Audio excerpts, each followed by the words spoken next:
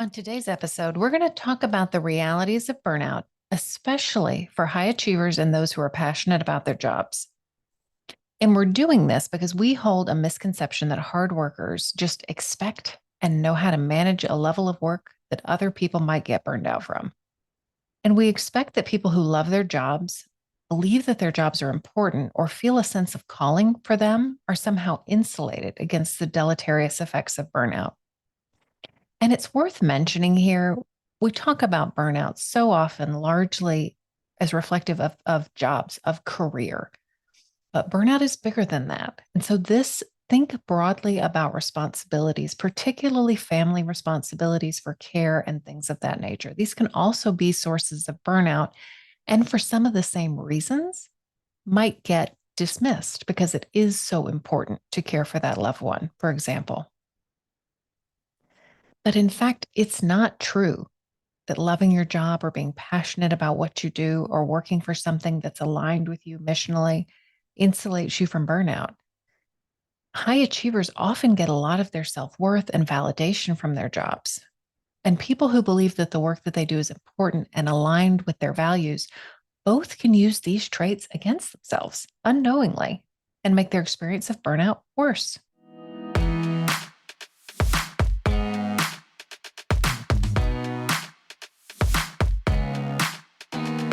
Welcome to Not Your Mama's Midlife Podcast with Stephanie Lee. On this show, we're going to talk about the experiences of high achieving women and men across industries and lifestyles who are at about the midpoint of their careers and are no longer satisfied to let life happen to them. Together, we're going to purposefully create the second half of our lives by addressing burnout and overwork, getting clarity on how we're creating the experience of our lives, how we're conspiring to keep ourselves stuck, identifying and articulating what it is that we really want for the second half of our lives, and a plan to achieve it.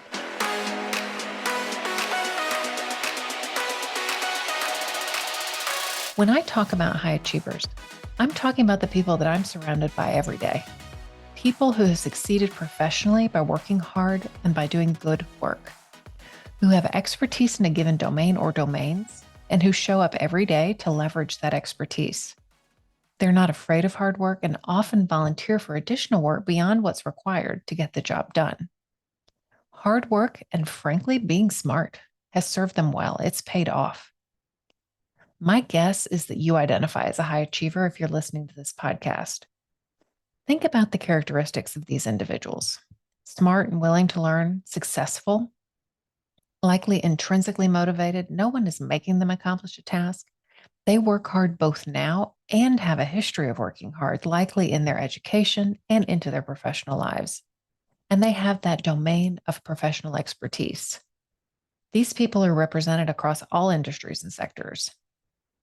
And there's a lot of overlap between this group and those that are passionate about their professions and jobs, and those that feel like the work they do is important, that it aligns with their own personal mission and values. These individuals derive a lot of personal meaning from work that they engage in professionally. They believe they're making a contribution to people, an important cause, and possibly are fulfilling a charge resulting from their faith. This can include healthcare workers, educators, religious workers, nonprofit workers, employees at NGOs and other organizations. In some cases, these individuals are also working below market value for their skills and accomplishments because of the importance of the work that they're engaging in and their willingness to sacrifice in that way. And what a coup it is, right? When you can devote your time and talents to a cause that you truly believe is important and get paid for it. However, what I would suggest to you as well is that burnout can be particularly challenging for these individuals. According to Deloitte's Well-Being Pulse survey in 2015, 87% of professionals feel passionate about their current job, yet 64% are really stressed or frustrated. And that was 2015. With all that has happened in the world since, I am hard-pressed to believe that these statistics are better in early 2023. Healthcare in particular is responding to a significant burnout at all levels, from first responders to physicians and specialists. These are individuals who have studied intensely, invested personally and professionally, and sacrificed to get where they are. And now they're finding themselves burned out. In many cases, they're leaving their jobs, and where they're staying, many are reaching out for help and support. We have an image of a bored, burned out employee, think quiet quitting, sitting in a desk or cube performing tasks that she doesn't think are meaningful anymore or mean anything, or just doing busy work. So, how is it possible that being a high achiever or working in a job or field that gives you meaning doesn't offer an antidote or insulation to burnout and can, in fact, actually contribute to your burnout? In episode 15, I presented a tool for examining how we create our experience of our lives, and we're going to revisit that a bit here. You may want to go back and re-listen to those episodes 15, maybe even 13 and 14 for a deeper dive into this model, but the gist is this. This tool is called the self-coaching model, and it was developed by Brooke Castillo. And it's a tool that is straightforward and simple enough that you can use it, you guessed it, to coach yourself. We create a result like burnout from actions that we take. And those actions always, always come from an emotion. And our emotions, which are basically chemical signatures in our body, are created by our thoughts. Said another way, all of the facts of our responsibilities, jobs, family obligations, other responsibilities, exist in the world as simply neutral facts. We have thoughts about them, evaluations, perceptions, explanations, and the stories that we tell about those responsibilities. And those thoughts, those stories generate emotions within us. But we also have thoughts about ourselves, how we show up, who we need to be, what we should be able to do, what other people would think, will think, what they should think, what makes us valuable as a person, as an organizational asset, as an employee, as a business owner, a family member, a consultant. All of these thoughts are creating emotions within us as well, which are driving actions and creating results. High achievers are already prone to perfectionism and people pleasing and hustling for their worthiness. These are all topics I'm eager to do episodes on. So let's take a look into what models might look like for high achieving, purpose driven types. In episode 9, I introduced cycles of focused work and purposeful rest. And as I've told you in the last several episodes, I was using this strategy in the fall. So I'll share my model with you first. So in episode 9, I introduced cycles of focused work and purposeful rest. And as we've talked about over the last several episodes, I was using this strategy in the fall, but I started encountering a lot of resistance. In the strategy, I suggest that we need to integrate purposeful breaks between periods of focused work during our workday and certainly in our evenings and on weekends. But I started encountering lots of resistance to the mid-workday breaks. So keep in mind that depending on what I'm working on, I might work for 20 minutes and take a 3-minute break, or work for 90 minutes and take a 20-minute break, just depending on what's going on and how I'm feeling. But this resistance that I was experiencing was coming from my thoughts. Thoughts like, taking a break is silly. I don't see my coworkers taking breaks. I haven't worked long enough to need a break. It's more trouble to get up and walk down the hall than it is to just keep working. I'm not tired. I don't need a break. I can't really focus on a meditation right now. I'm in the middle of something. I'll lose momentum. I can just keep going. If I keep going now, I'll be done sooner.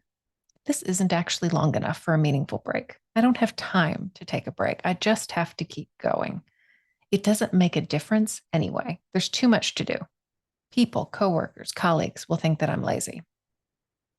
So those were some of my thoughts just about taking a break that, mind you, was between just 3 and 20 minutes. So let's look at a model for one of those thoughts. The one that's probably the most recurring for me is, if I keep going now, I'll be done sooner. So my circumstance, the facts of the situation are that I have a specific number of tasks to do, let's say on my calendar and my to-do list for a given day, and it's time for me to take a brief break. And I think, if I keep going now, I'll be done sooner. And I feel determined. And as you can imagine, that determination revs my engine up a bit. And so I skip the break. I work hard and fast on the next task. Likely I'm rushing and multitasking, trying to get as much done as possible, trying to be focused. The result for me may be that I'm finished a little bit earlier, but more likely, because probably I put more on my to do list than I could actually do in a day, I continue working and I push straight through. I leave to go home driving in traffic, which it's not an exaggeration to say justifies fight or flight, and then get home to quickly pick up or prepare dinner. All the while, I'm simmering in stress hormones and have been in a sympathetic state all afternoon, and I'm going to find it hard to come down and relax in the evening, especially as I've spent more and more time in a stressful place over the course of a period of time.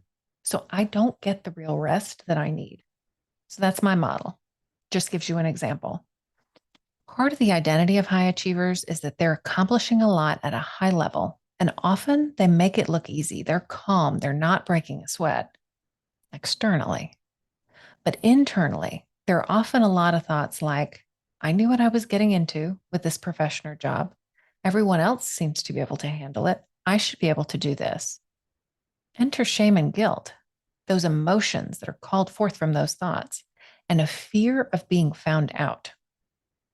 So let's model one of these thoughts for fun. Let's take a circumstance basically the same as mine, a set of given tasks on the to-do list calendar for the day. But let's say this person is new at her job, and the person is thinking, I have to prove that I deserve to be here. And she's feeling pressure. And from a place of feeling pressure, she buckles down, she works harder. When a gap opens up in her calendar, she fills it. She works into the evening, weekends, ensuring that she meets all of the deadlines.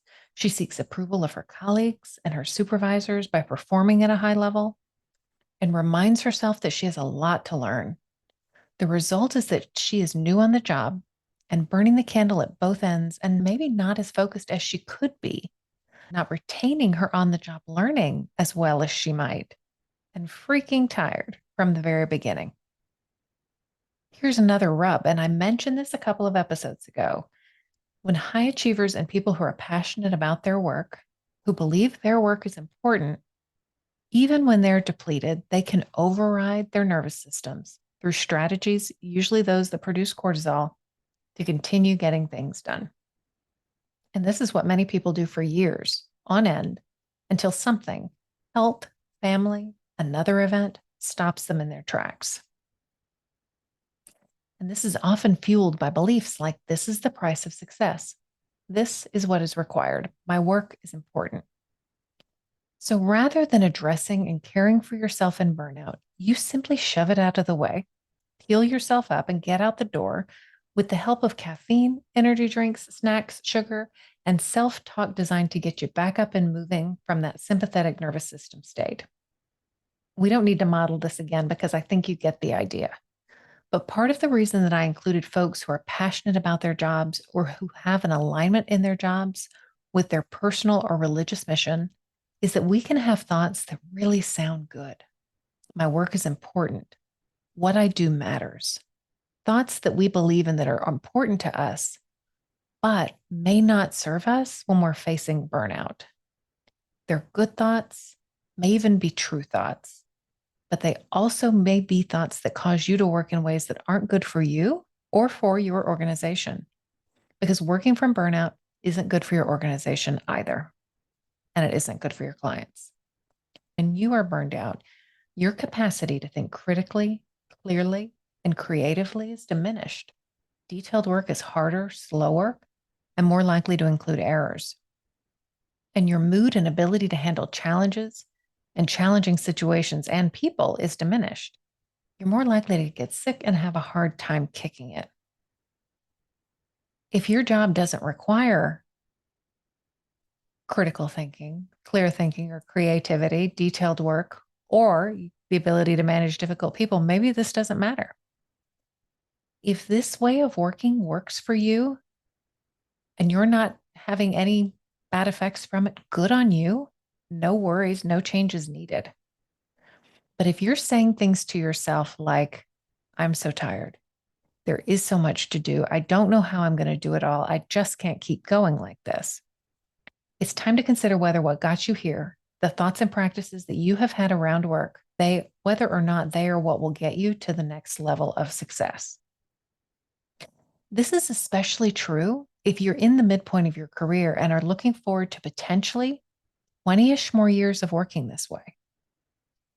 If you continue working in the way that you do now, and by that I mean working the hours you currently work, at the intensity that you currently work, the pace that you currently work, the way that you feel about your work, the way you think and feel about your personal life and your work, how will you feel in a year if you continue to work this way? What about 3 years or 5 or 10? If you're continuing to seek advancement and promotions or new positions that build on your existing accomplishments, can you continue to work like this, or is it time to find a new way to work?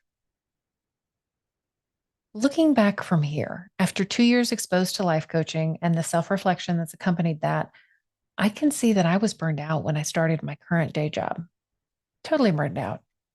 And also thinking that I shouldn't be burned out, and that no doubt contributed to it. My thought at the time was that I was going to work hard and press on, and somehow in the background, my burnout would deal with itself.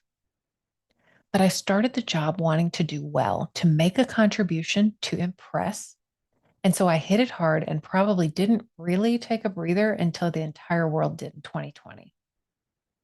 Of course, at the same time, we were also in a global pandemic. And that was the year, as I've talked about on other episodes, when my mother in law was diagnosed and passed away from cancer over a series of 5 months. So it was quite a year. And what I realized looking back even further is that when I took my previous position back in 2011, I was burned out then too.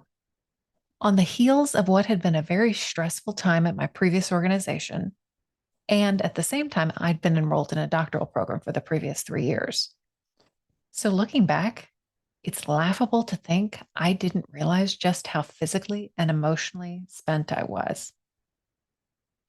I'm actually quite delighted that I'm in a position now to see this and to go about my work, be it my professional work or my work as a coach and in developing this podcast, in a way that doesn't burn me out.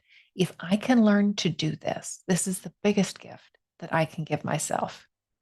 And so I don't share any of this with you for your sympathy. In fact, as I look around, it seems to me that we have normalized working from burnout, and I'm seeing burnout everywhere. I have many interests, many varied interests, and those interests can be part of what keeps me healthy, or they can contribute to burnout. I share this with you because I hear from so many of you across professions. I hear from so many of you that you are experiencing the same thing, and that the same thoughts are animating you, and the same assumptions about what is required for success are going through your mind. For me, the decision has been made that it is simply not worth the cost. I will do my life differently. And part of that doing my life differently is sharing this with you because I don't believe I'm isolated. I do see this happening to professionals and successful individuals across industries. And if we want to continue to succeed and move forward, the way that we think about work and how we show up at work will have to shift because you can have a big job and a big life. You can start treating yourself in a way that allows you to show up at work as the professional that you want to be. And you can treat your body and mind in such a way as to take care of yourself as you age. You do not have to sacrifice the latter for the former. So, for sure, I normalized living in burnout, and that contributed to my sense of life happening to me. I was doing a lot of what I've described in previous episodes, was hitting it hard during the day, pushing myself up into fight or flight to get work done, and then coming home and crashing in the evening. This was my normal. And when I looked around, it was the normal of those around me. So if you recognized yourself here, now what? You'll recognize a number of these strategies from other episodes. Recognize this is not rocket science.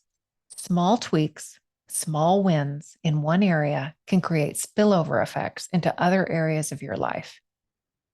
So what I'm offering you here is going to be very familiar. Living in a way so as to heal and protect yourself from burnout is possible, but it too is a new skill to develop. So some suggestions that I would offer are the following. Begin doing some journaling about your thoughts about your work and other responsibilities that you believe are contributing to your burnout. Look specifically for thoughts that you have that relate to you, how you identify as a successful high achiever, to your identity, how you show up, how other people should or could see you, and what you might believe about what's required for success. Notice also the habits and ways of being of others as it relates to their work and responsibilities. This may be your family, friends, coworkers, or even people you admire who seem to strike a balance. Cultivate self-compassion. Something that I've stressed now lots of times on the podcast is how we talk to ourselves. All of us are prone to judging not only others, which of course we judge ourselves for, but we judge ourselves so harshly. For more on self-compassion, I recommend any of the work by Kristen Neff. See how you can show up in kindness for yourself rather than judgment. Judgment makes change impossible.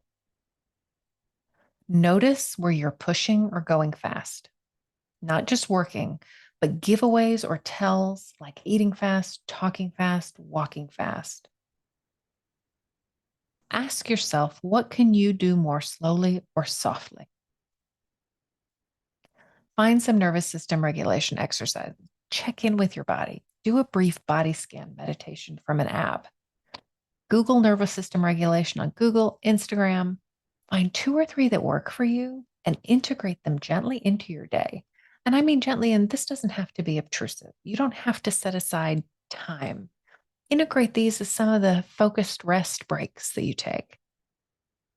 Sit down at your desk in the morning and orient yourself to your space. Identify your minimum daily baseline. 1 or 2 things that you can do most days of the week to take care of yourself and make those non-negotiable. Develop some rules or aphorisms for yourself to guide how you work and think about work. I've shared some of mine with you on previous episodes, and I'll state them again here so you can borrow them if you'd like to. Multitasking doesn't actually help me to get any more done. Rushing doesn't allow me to get things done more quickly. Just in time is actually on time. It isn't actually all supposed to get done. Others that I would add are some of the things that I suggested that you could quit instead of quiet quitting on episode 10. This includes not treating all tasks as if they are equally urgent or important, and deciding whose opinions and perspectives matter, and most importantly, whose don't. Did you recognize yourself in this episode? If so, let's work together on it. If this work lights you up, you may be a candidate for one of the one-on-one coaching packages that I'll have open in January of 2023. And the month's not quite over yet. Coaching one-on-one with me offers you the opportunity to truly invest in yourself and the creation of the second half of your life. We'll uncover how you are keeping yourself stuck. We'll look at patterns that you have that are creating burnout and overwhelm and what to do about them so that you even have the energy to think meaningfully about your life. We'll take a look at the story that you tell about your life and see where it's serving you and where it's not. And where you want to, we'll rewrite it together. We'll clean all of the junk out of the way so that you can get clear about what it is you want for the second half of your life. We can't go after goals that we don't know we have. So we're going to figure out what those things that you really want are. I'm only offering a few of these one-on-one coaching slots, all weekend afternoons, 24 sessions over the course of 6 months. If this sounds like exactly what you need to wake up to your life, let's get to work now. Go to my website at stephanieleecoaching.com. I have slots reserved for the first couple weekends in January for these discovery calls. I don't know that any more will be on the calendar by the time this airs, so you might need to just reach out to me directly at hello@stephanieleecoaching.com, and we will find a call for a discovery call if I still have slots available.